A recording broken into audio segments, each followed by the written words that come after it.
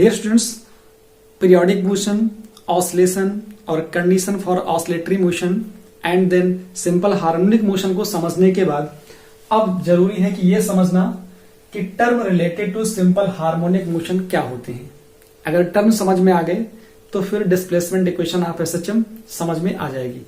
पहले टर्म को समझ लेते हैं कि क्या क्या टर्म आएंगे, और यहां पर जो वेलोसिटी और एक्सेलरेशन पे बेस्ट प्रॉब्लम बनती है, जो नीट के लिए बोर्ड के पॉइंट ऑफ व्यू से 11th क्लास में जो होम एग्जाम होते हैं उसके पॉइंट ऑफ व्यू से भी और नीट के पॉइंट ऑफ व्यू से, दोनों के पॉइंट ऑफ व्यू से बात कर रहा हूं कि यहां पर जो क्वेश्चन बनते हैं बेस्ट प्रॉब्लम उनको भी लेने वाले हैं।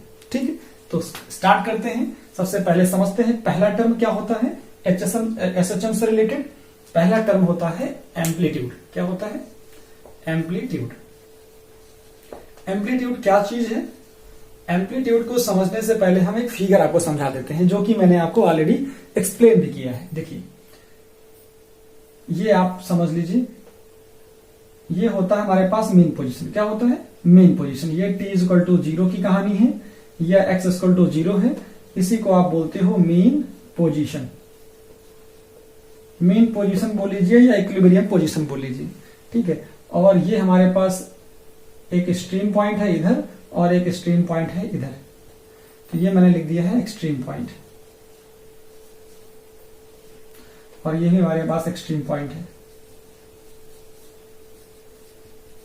ये दोनों हमारे पास हो गए extreme point.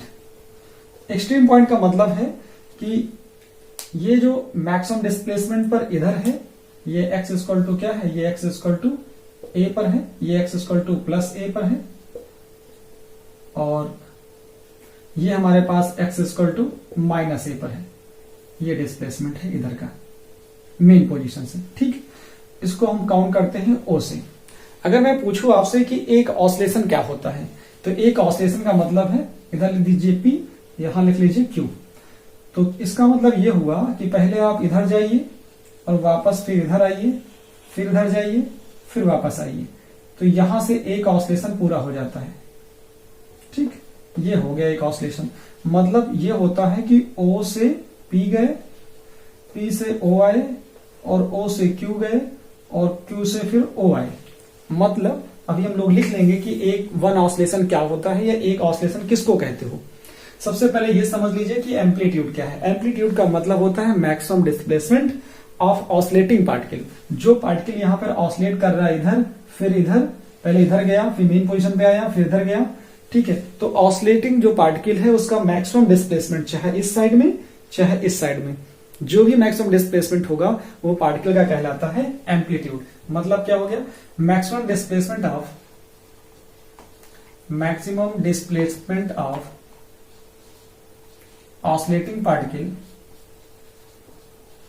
oscillating particle from mean position on either side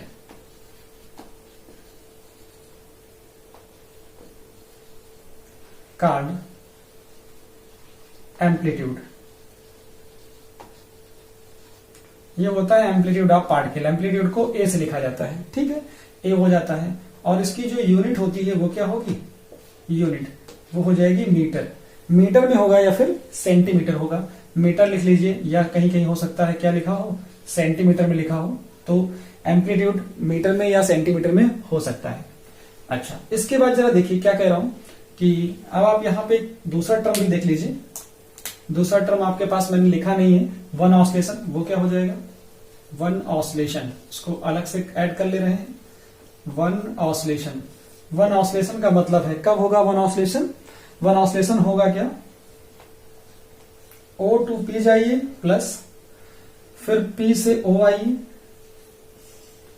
plus फिर O से Q जाइए, प्लस Q से O आइए।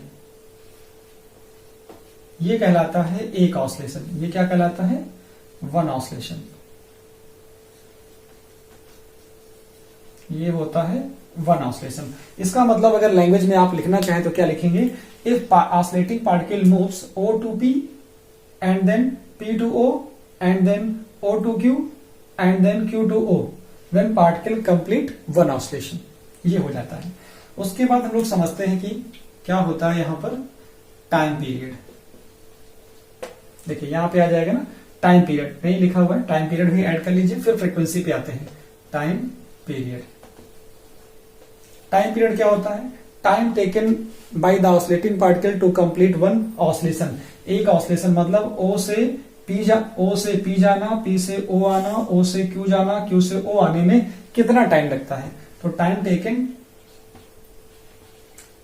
टेकन बाय ऑसिलेटिंग पार्टिकल या ऑसिलेटिंग बॉडी, जो भी लिखना चाहें, oscillating particle, time taken by oscillating particle to complete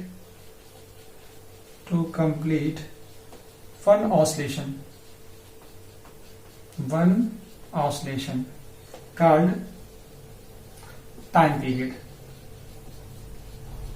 तो टाइम पीरियड इसका क्या हो जाएगा? टाइम पीरियड को हम लोग T से लिखते हैं। क्या लिखते हैं? T।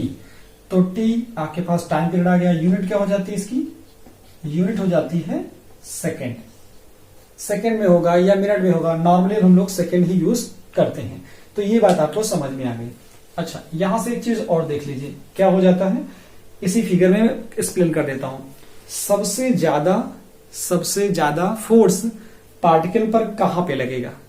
मीन पोजीशन पे लगेगा या एक्सट्रीम पॉइंट पे लगेगा? एक कॉमन सा क्वेश्चन है, सबसे ज्यादा फोर्स कहां लगेगा? देखिए फोर्स डिपेंड करता है डिस्प्लेसमेंट ऑफ पार्टिकल पर। जितना ज्यादा डिस्प्लेसमेंट उतना ज्यादा फोर्स। सबसे कम फोर्स कहां लगेगा? तो लग रहा होगा कि एक्स की वैल्यू जब जीरो होगी, जब डिस्प्लेसमेंट जीरो तो फोर्स भी जीरो। तो जो मीन पोजीशन होती है वहां पर फोर्स क्या होता है? जीरो होता है। फोर्स जीरो होता है तो एक्सेलरेशन भी जीरो होगा। ठीक है, फोर्स जीरो तो एक्सेलरेशन जीरो। और जहां पे नेट फोर्स जीरो होता है वही तो इक्विलिब्रियम पोजीशन होती है। इसका मतलब फोर्स यहां पर मैक्सिमम होगा। क्या होगा? यहां पर मैक्सिमम फोर्स होगा और ए मैक्स भी होगा। यहां पर एक्सेलरेशन भी मैक्सिमम होगा। यहां पर फोर्स मैक्सिमम होगा, यहां पर एक्सेलरेशन मैक्सिमम होगा।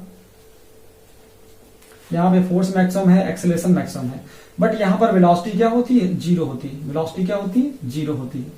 सबसे ज्यादा वेलोसिटी कहां होती है? यहां पर होती है। v होती है मैक्सिमम। यहां पर क्या होती है? मीन पोजीशन पर वेलोसिटी मैक्सिमम होती है और एक्सट्रीम पॉइंट पर क्या होती है? वेलोसिटी जीरो होती है। यहां पर भी एक्सेलरेशन मैक्सिमम है और यहां पर फोर्स भी मैक्सिमम है। एक चीज और, एक्सेलरेशन क्या वेरिएबल है? एक्सेलरेशन क्या वेरिएबल है? हाँ बिल्कुल, क्योंकि ए की जो वैल्यू है ना वो एक्स पे डिपेंड कर रही है, एफ की जो वैल्यू है वो भी एक्स पे डिपेंड कर रही है। तो याद रखिएगा एसएचएम में, सिंपल हार्मोनिक मोशन में, ठीक है, जो फोर्स काम करता है, जो एक्सेलरेशन काम करता है, दोनों के दोनों ही वेरिएबल होते हैं। ठीक है, दोनों ही वेरिएबल होते हैं। तो ये तीन टर्म आपको समझ में आ गए। अब मैं चौथे टर्म की बात करता हूं। हमारे पास क्या हो जाएगा? फ्रीक्वेंसी क्या चीज होती है? देखिए फ्रीक्वेंसी होती है number of oscillation in 1 second. क्या होता है? Number of oscillation in 1 second. Number of oscillation in 1 second. In 1 second इसको बोलते हो आप फ्रीक्वेंसी। कार्ड फ्रीक्वेंसी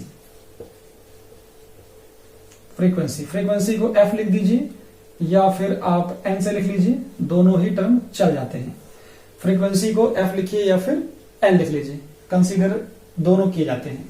तो यहां से ये चीज समझ लेते हो आप कि अगर एक ऑसिलेशन को कितना टाइम लगता है। जरा देखिए, time taking one oscillation take time. One oscillation क्या करता है? One oscillation take time. One oscillation taken time कितना होता है या टेक टाइम कितना होता है? टेक जो टाइम होता है वो होता है टी।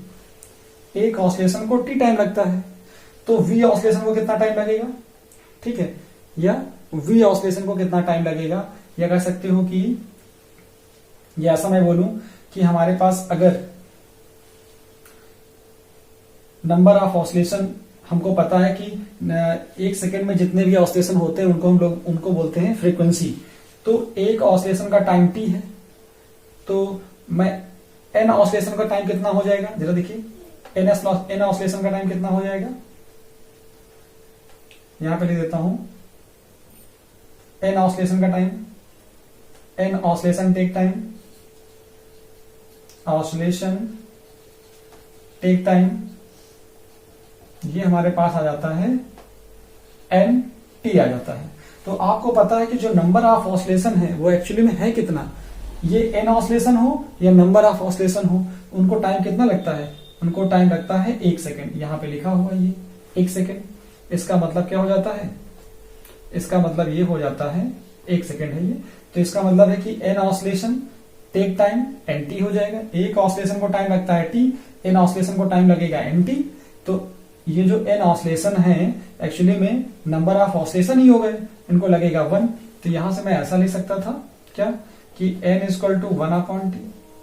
तो फ्रीक्वेंसी का मुझे फॉर्मूला पता चल जाएगा। ये तो कह रहा है कि 1 सेकेंड में कितने ऑसिलेशन हो रहे हैं, 1 सेकेंड में जितने ऑसिलेशन होंगे वो हमारे पास क्या आ जाएंगे, वो हमारे पास फ्रीक्वेंसी आ जाएगी। तो n इक्वल टू आ गया 1/t। यहां पे इसका यूनिट क्या हो जाएगी, इसकी यूनिट होती है हर्ट्ज। क्या होती है, हर्ट्ज होती है। तो आप हर्ट्ज लिखिए या फिर पर सेकेंड लिख दीजिए। क्या लिख देंगे, पर सेकेंड लिख देंगे। इस तरह से पर लिख दीजिए या फिर आप ऐसा लिख दीजिए पर सेकेंड, तो भी काम चल जाएगा। हर्ट्ज लिखिए या फिर पर सेकेंड लिखिए या फिर पर सेकेंड लैंग्वेज में लिख दीजिए। तो ये तो हो गया फ्रीक्वेंसी के बारे में। अब हम समझेंगे कि एंगुलर फ्रीक्वेंसी क्या होती है। पहले इसका स्क्रीनशॉट ले लीजिए, फिर हम लोग बात करते हैं। चलिए अब डालिए हेडिंग, एंगुलर फ्रीक्वेंसी क्या होती है। एंगुलर फ्रीक्वेंसी, एंगुलर फ्रीक्वेंसी का मतलब होता है ओमेगा। देखिए फ्रीक्वेंसी और एंगुलर फ्रीक्वेंसी में बहुत डिफरेंस है, ठीक है।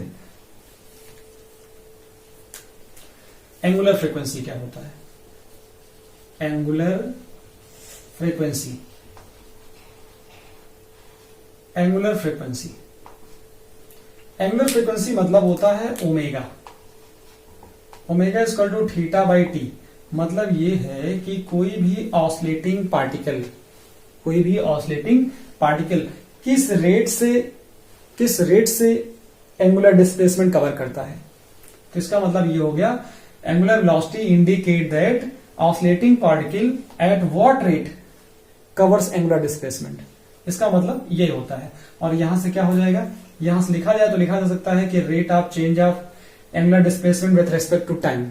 लेकिन एसएचएम में कैसे डील करना है इसको, एसएचएम में इसे समझना है कि angular velocity indicate that at what rate oscillating क्योंकि हमारा पार्टिकल सर्कुलर मोशन करता है तो कितना एंगल ट्रेवर्स होता है, एट व्हाट रेट, उसका जो एंगल ट्रेवर्स करने का रेट होगा उसी रेट को हम लोग बोलेंगे कि इसकी एंगुलर वेलोसिटी ज्यादा है या कम है। Angular velocity indicate that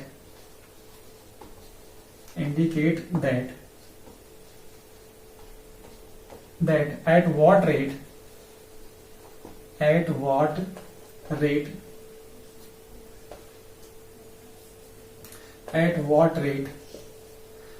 oscillating का मतलब है जो पार्टिकल सर्कुलर मोशन कर रहा होगा वो किस रेट से एंगुलर डिस्प्लेसमेंट कर रहा है। तो at what rate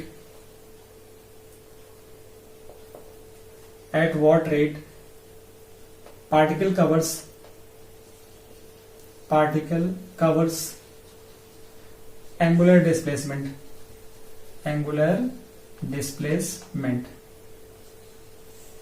ये बात ये बताता है। तो यहां पे इसकी जो यूनिट आ जाएगी वो आ जाएगी रेडियन पर सेकेंड, ठीक है। और ओमेगा इक्वल टू ये भी होता है, ओमेगा इक्वल टू होता है 2π/t होता है, ठीक है। या इसको आप ऐसा भी लिख सकते हैं, ओमेगा इक्वल टू होता है 2πf होता है, या 2πn पढ़ा होगा आपने, 2πn लिखिए या 2πf लिखिए। तो देख रहे हो आप दोनों में क्या फर्क है, दोनों में फर्क ये है कि इसकी एंगुलर जो फ्रीक्वेंसी है उसकी यूनिट होती है रेडियन पर सेकेंड और जो फ्रीक्वेंसी होती है उसकी यूनिट होती है हर्ट्ज। दोनों में फर्क है, एक हर्ट्ज है और एक है रेडियन पर सेकेंड। चलिए इतना करने के बाद अब हम पहुंच जाते हैं रिस्टोरिंग फोर्स पर। रिस्टोरिंग फोर्स क्या होता है, रिस्टोरिंग रिस्टोरिंग फोर्स क्या है? रिस्टोरिंग फोर्स में जो F होता है, F इक्वल टू, ये कितना आता है? F इक्वल टू आ जाता है -m इंटू अल्फा। क्या आता है? m इंटू अल्फा कर लीजिए या m इंटू ए कर लीजिए। क्या आता है? a आ जाता है। यहाँ पे a क्या आ जाता है, जरा देखिए a क्या होता है? ये होता है एक्सेलरेशन। क्या आता है? एक्सेलरेशन। तो एक्सेलरेशन की वैल्यू क्या होती है? ये होती है a is equal to minus omega square y. तो यहां से F इज इक्वल टू आ जाता है -m omega square y. Omega square y लिख लीजिए या ओमेगा स्क्वायर एक्स लिख लीजिए, कोई फर्क नहीं पड़ता है। एक्स में लिखना चाहे तो एक्स में लिख दीजिए, एक्स आ जाएगा, यहाँ पे आ जाएगा एक्स आ जाएगा। तो ये होता है, ये जो m ओमेगा स्क्वायर है एक्चुअली में ये क्या चीज है? m ओमेगा स्क्वायर जो लिखा है ये है k की वैल्यू। क्या है? k की वैल्यू है। यहाँ पे k की वैल्यू है। अगर मैं लिख के दिखाऊं आपको तो देखिए ऐसा होता है कि F इक्वल टू क्या होता है? kx होता है। क्या होता है? F इक्वल टू kx आता है। F इक्वल टू kx होता है माइनस kx, और k की जगह पे हम क्या पुट करते हैं? k की जगह पे m ओमेगा स्क्वायर पुट किया जाता है, m ओमेगा स्क्वायर। तो ये रिजल्ट ये आता है। यहाँ पर x क्या होता है? ये डिस्प्लेसमेंट फ्रॉम मेन पोजीशन होता है। डिस्प्लेसमेंट फ्रॉम मेन पोजीशन होता है, और इस टर्म को क्या बोलते हैं? ये होता है, ये k कांस्टेंट होता है। ठीक है, तो यहां पर ये कांस्टेंट आ गया। यहां पे होता है displacement from main position, main position होता है। F क्या होता है? ये होता है restoring force, always act toward the mean position. Restoring variable, restoring force always act towards main position. ये हमेशा मेन पोजीशन की तरफ ही काम करता है, तो इस चीज को आप याद रखोगे। तो ये हो गया रिस्टोरिंग फोर्स। रिस्टोरिंग फोर्स का काम ये होता है कि बॉडी को, जो ऑसिलेटिंग बॉडी है उसको ब्रिंग करके कहां पे लाना? मेन पोजीशन की तरफ लाना। जैसे अगर मान लो पार्टिकल यहां पे है तो पार्टिकल का डिस्प्लेसमेंट इधर होगा, तो फोर्स इस पर इधर लगेगा। ठीक है, अगर मान लो बॉडी इधर डिस्प्लेस हुई है, ठीक है, लेकिन इस पर फोर्स कहां लगेगा? इस पर force toward the mean position ही लगेगा। तो बॉडी चाहे लेफ्ट में डिस्प्लेस हो, चाहे राइट में डिस्प्लेस हो, चाहे राइट में हो, चाहे लेफ्ट में हो, रिस्टोरिंग फोर्स का काम होता है बॉडी को ब्रिंग करके मेन पोजीशन की तरफ लाना, टूवर्ड द मेन पोजीशन। अब मैं बात करता हूं एक्सेलरेशन की। एक्सेलरेशन क्या होता है? देखिए, एक्सेलरेशन को हम छोटे तरीके से प्रूव कर देते हैं। पहले इसको हटा देता हूं, ठीक है, स्क्रीनशॉट ले लीजिए इसका। चलिए, अब हम बात करते हैं एक्सेलरेशन की। एक्सेलरेशन से समझने से पहले हम बात कर लेते हैं किसकी? डिस्प्लेसमेंट इक्वेशन ऑफ एसएचएम की। तो यहां क्या आ जाएगा? देखिए, डिस्प्लेसमेंट इक्वेशन ऑफ एसएचएम। तो देखो, दो तरीके से इसको लिख सकते हो। तो चाहे तो आप लिख दीजिए x इज इक्वल टू, यहां लिख लीजिए पहले y इज इक्वल टू। ठीक है, ज्यादा यूजफुल तो आपके लिए यही है कि y is equal to a sine, यहां पे कैपिटल लिख लीजिए, यहां पे कैपिटल लिखिए a साइन ओमेगा टी। ज्यादा यूजफुल तो आपके लिए यही है। ठीक है, आप इसको ऐसे भी लिख सकते हो, x is equal to a cos omega T. आप इस इक्वेशन को भी यूज कर सकते हो। देखिए, ये अब डिपेंड करता है कि जो फुट ऑफ द परपेंडिकुलर होता है, क्योंकि पार्टिकल तो हमारा मूव करता है सर्कुलर पाथ पे। Foot of the perpendicular drawn अगर किया है y एक्सिस पर तो ये इक्वेशन आएगी, अगर x एक्सिस पे ड्रॉन किया है तो ये इक्वेशन आती है। तो डिस्प्लेसमेंट इक्वेशन है, दोनों में से कोई यूज करिए। ठीक है, हम यूज कर रहे हैं इसी को। हम किसको यूज कर रहे हैं? x equal to a cos omega t को यूज कर रहे हैं। चलिए, देखिए क्या होता है। एक बार डिफरेंशिएट करेंगे तो वेलोसिटी मिल जाएगी। कैसे मिल जाएगी? जरा देखिए, dx बाई dt क्या आ जाता है यहां से? dx बाई dt, a रोक लेंगे, cos का क्या हो जाएगा? Minus sine. क्या आ जाएगा? cos का करेंगे तो क्या आएगा?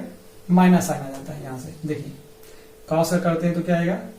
माइनस साइन ओमेगा टी, और ओमेगा टी का ओमेगा आ गया। कितना यहां से आ जाएगा जाके? यहां से हमारे पास ये आ जाता है माइनस ए ओमेगा साइन ओमेगा टी आ गया। तो हमने क्या कर लिया है, हमने यहाँ पर हमने ले लिया है कितना, साइन कॉस का कर दिया, तो ये रिजल्ट आ गया। अब जब देखिए ये वेलोसिटी ही है, वेलोसिटी, तो क्या आ गया जाके माइनस ए ओमेगा साइन ओमेगा टी आ गया। यहां से हम इसको चेंज कर सकते हैं, किसको, देखिए साइन ओमेगा टी को क्या ले सकते हैं, इसको हम ऐसा ले सकते हैं माइनस ए ओमेगा अंडर रूट के अंदर साइन स्क्वायर ओमेगा टी। तो v इक्वल टू क्या हो सकता है, माइनस ए ओमेगा, इसको ले सकते थे 1 minus cos square omega T. तो v की वैल्यू आ जाएगी माइनस ए ओमेगा और अंडर रूट के अंदर 1 माइनस कॉस ओमेगा टी की वैल्यू पुट कर दीजिए यहां से, तो x बाई ए आ जाएगा। तो x बाई ए का स्क्वायर हो गया। v इक्वल टू आ जाएगा माइनस ए ओमेगा अंडर रूट के अंदर ए स्क्वायर माइनस एक्स स्क्वायर, और ये आएगा ए स्क्वायर, बाहर निकालेंगे ए कैंसिल आउट हो जाएगा, minus omega under root A square minus X square आएगा। देखिए ये जो लिखा जाता है ये मैग्नीट्यूड में होता है, क्या होता है, मैग्नीट्यूड में होता है। तो हम इसको ऐसे लिखना चाहें, वेलोसिटी का मैग्नीट्यूड कितना आएगा, omega under root A square minus X square. तो ये हमारे पास वेलोसिटी का मैग्नीट्यूड आ जाता है। तो यहां से आप देख रहे हो कि अगर हम x की वैल्यू 0 पुट कर दें, क्या पुट कर दें, 0 पुट कर दें, 0 पुट करेंगे तो हम पहुंच जाएंगे कहां पर, मीन पे पहुंच जाएंगे। मीन पे पहुंच जाएंगे तो वैल्यू हमारे पास मैक्सिमम आ जाएगी। अगर मैं लिख देता हूं v मैक्स, इसका मतलब है कि x की वैल्यू 0 है, x की वैल्यू 0 है, इसका मतलब क्या आ जाएगा, ये हो जाएगा a ओमेगा। ये कहां पे मिलता है, ये मिलता है मीन पोजीशन पे। कहां मिलता है, मीन पोजीशन पे मिलता है। तो v मैक्स कहां मिलता है, पहले ही मैंने बता दिया था कि v मैक्स मिलता है मीन पोजीशन पे। मीन पोजीशन का मतलब क्या हो गया, एट x इक्वल टू 0 पे मिलता है। अगर मैं पुट कर देता एक्सट्रीम पॉइंट पर, क्या पुट कर देता एक्सट्रीम पॉइंट पर, एक्सट्रीम पॉइंट का मतलब ये होता है v मिनिमम का मतलब है कि एक्सट्रीम पे देखेंगे तो x की वैल्यू a के बराबर हो जाएगी, चाहे इस साइड में चाहे उस साइड में। तो क्या आ जाएगा, यहां पे आ जाएगा 0। तो ये कहां मिलता है, ये मिलता है एक्सट्रीम पॉइंट पर। एक्सट्रीम पॉइंट पर क्या होता है, x इक्वल टू a होता है। तो ये आता है। तो वेलोसिटी मैक्सिमम मिनिमम कहां होती है, मैक्सिमम होती है मीन पोजीशन पे और मिनिमम होती है हमारी एक्सट्रीम पोजीशन पे। तो ये आ जाता है। यहीं से अगर हम चाहे तो निकाल सकते हैं, क्या, इसी से वेलोसिटी एक्सेलरेशन निकाल सकते हैं, क्योंकि वेलोसिटी निकाल ही लिया है। तो जरा देखिए एक स्टेप मैं यहीं से कर देता हूं, कहां से आपको समझ में आ जाएगा। देखिए, अच्छा इसको हटा ही देता हूं, इसका स्क्रीनशॉट ले लिया गया होगा आपने, यहां से हटा देता हूं।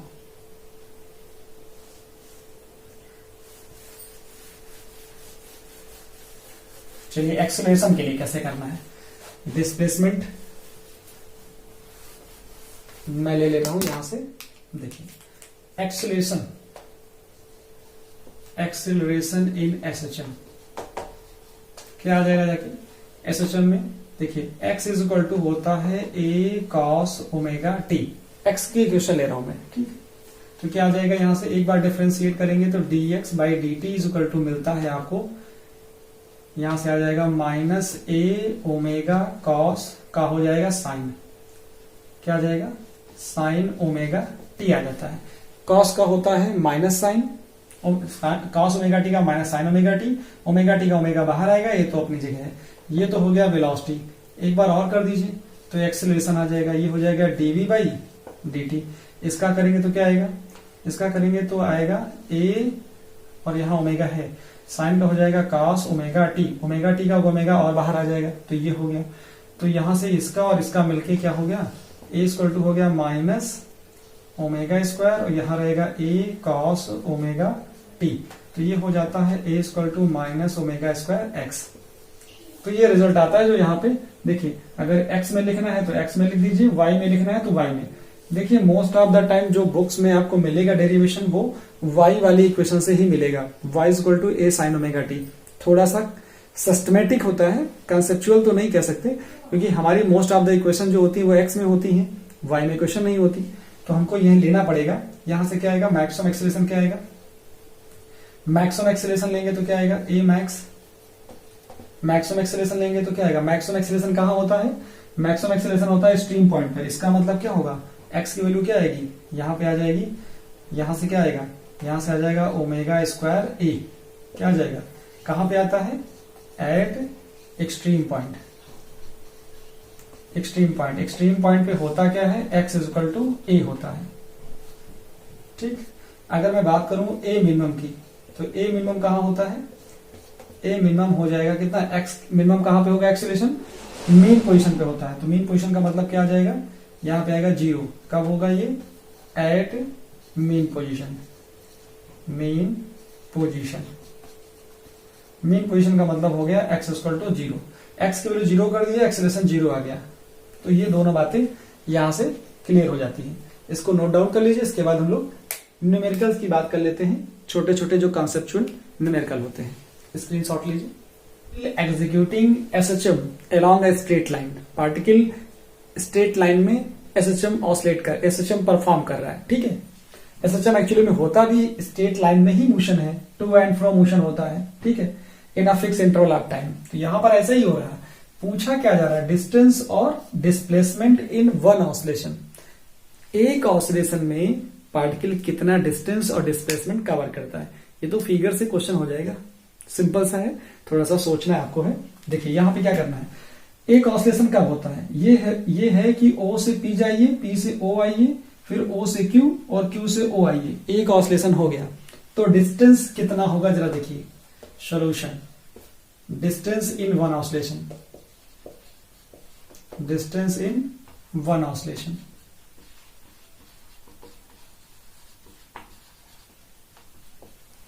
डिस्टेंस इन वन ऑसिलेशन का मतलब है कि मैक्सिमम डिस्प्लेसमेंट है ए। यहां देखो दे दिया गया है कि एम्पलीट्यूड कितना है ए, तो इस साइड में ए जाएगा, फिर ए वापस आएगा, फिर ए इधर जाएगा, फिर वापस आएगा। तो ए गया, ए वापस आया, फिर ए गया, फिर ए वापस आया। ये तो हुआ। अगर अच्छा लिखना चाहते हो तो इसको ये और ऐड कर दीजिए। यहां पे थोड़ा गंदा हो गया है तो उसको सही कर देता हूं मैं। ठीक है, इसको ऐसा ले सकते हो आप। यहां से आएगा कितना, O से P जाइए, OP प्लस P से O, इसको ऐसे कर लीजिए, OP और plus PO plus OQ plus QO।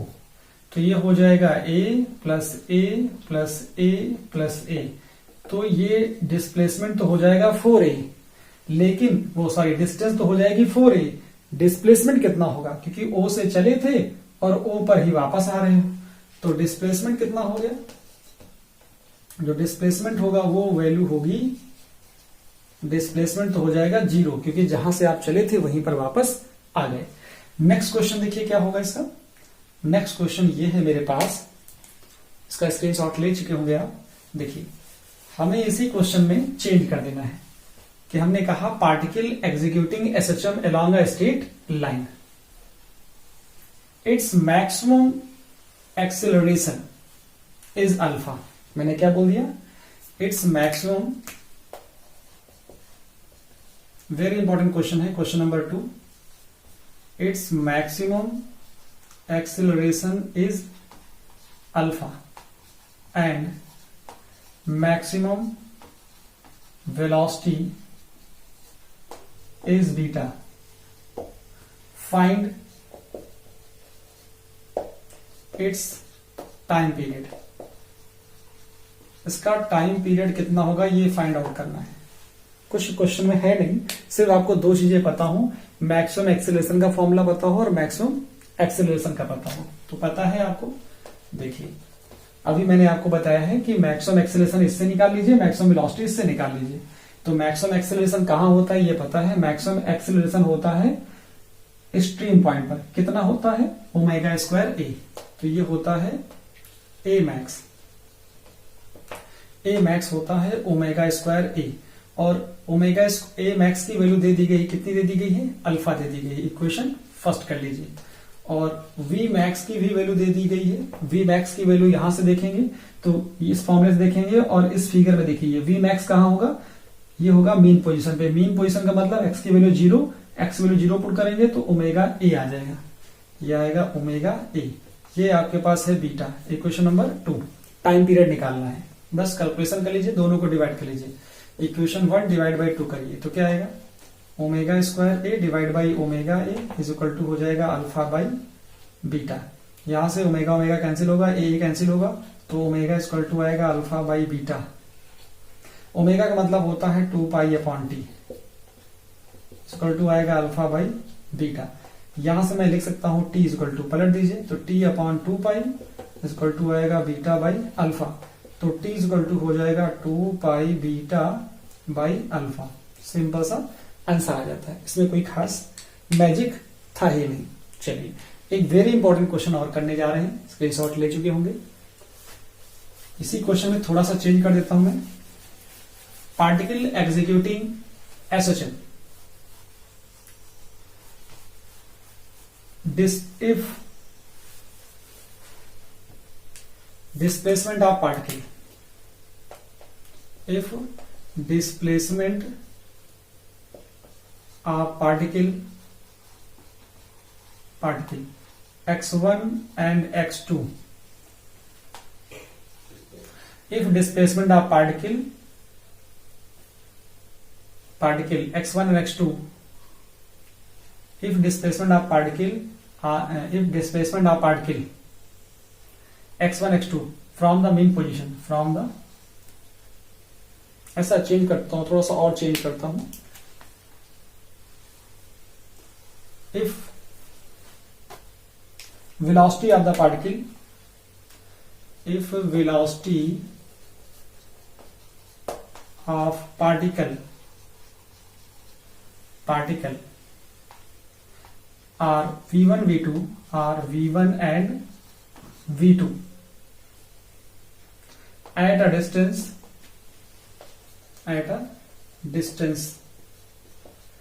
x1 and x2 from the mean position, बहुत फेमस क्वेश्चन है ये, mean position, find the time period, find the formula for time period। कुछ बुक्स में लिखा होता है कि टाइम पीरियड का फॉर्मूला आप क्या करिए, डेराइव करिए, ठीक है, वहां पे लिख देते हैं कि so that formula for the time period this, लेकिन कंडीशन ये रहेगी कि particle simple harmonic oscillation execute करेगा in a straight line, along a straight line, और velocity of particle v1 v2 ही होगी at a distance x1 and x2 from the mean position. तब आपको टाइम पीरियड का फॉर्मूला बताना है, find the formula for time period. कैसे आता है जरा देखिए, ये हो गया क्वेश्चन नंबर 3। सोल्यूशन देखिए, वेलोसिटी के बारे में बात कर रहा है, तो वेलोसिटी क्या होती है, ये होती है, वेलोसिटी का फॉर्मूला आपको पता हो गया है, वेलोसिटी हो गया है v is equal to omega under root A square minus X square. इस फॉर्मूले में जब x1 होगा तो v1 होगा, इसका मतलब क्या होगा, v1 इक्वल टू होगा omega A square minus x1 square, equation first, और ये होगा v2 omega under root A square minus x2 square, ये हो गया इक्वेशन 2 हो गई।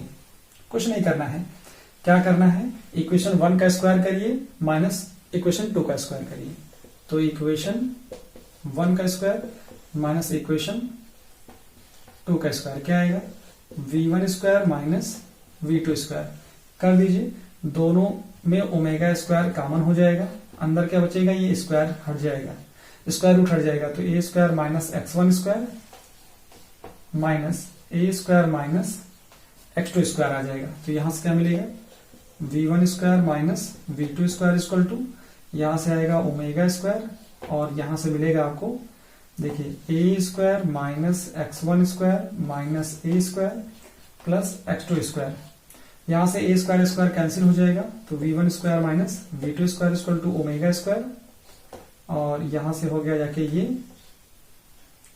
यहां से आएगा x2 square minus x1 square, ये वैल्यू निकल आती है। यहां के बाद क्या करोगे जरा देखिए, यहां से आप ओमेगा स्क्वायर निकाल लीजिए, ओमेगा स्क्वायर क्या आ जाएगा, v1 square minus v2 square, नीचे आएगा x2 square minus x1 square, तो स्क्वायर रूट लगा दीजिए यहां से, क्या आ जाएगा, ओमेगा इक्वल टू आएगा under root v1 square minus v2 square, और नीचे क्या आएगा, यहां से नीचे आ जाएगा x2 square minus x1 square. अब ओमेगा की वैल्यू क्या होती है जरा देखिए, ओमेगा का मतलब होता है कितना, ये होता है 2 पाई टी। यहां से कितना आ जाएगा, स्क्वायर रूट में आएगा जाके v1 square minus v2 square, नीचे x2 square minus x1 square, ये आ जाता है।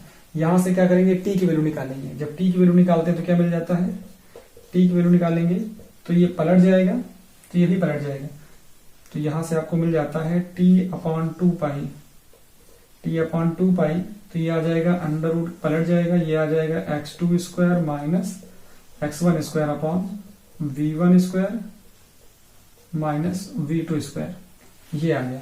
2 पाई मल्टीप्लाई कर देंगे इधर तो क्या रिजल्ट आएगा, t इक्वल टू आ जाएगा 2 पाई अंडर रूट के अंदर, ये आ गया जाके x2 square minus x1 square divide by v2 square minus v1 square, तो ये इसका रिजल्ट आ जाता है। तो यहां तक आप इसको नोट कर लीजिए। तो ये था term related to simple harmonic motion. पहले मैंने टर्म एक्सप्लेन कर दिए और इस पे जो बेस्ड अच्छे से प्रॉब्लम बनती है मैंने हमको ले लिया है। स्क्रीन को पॉज करके इसे नोट डाउन कर लीजिए।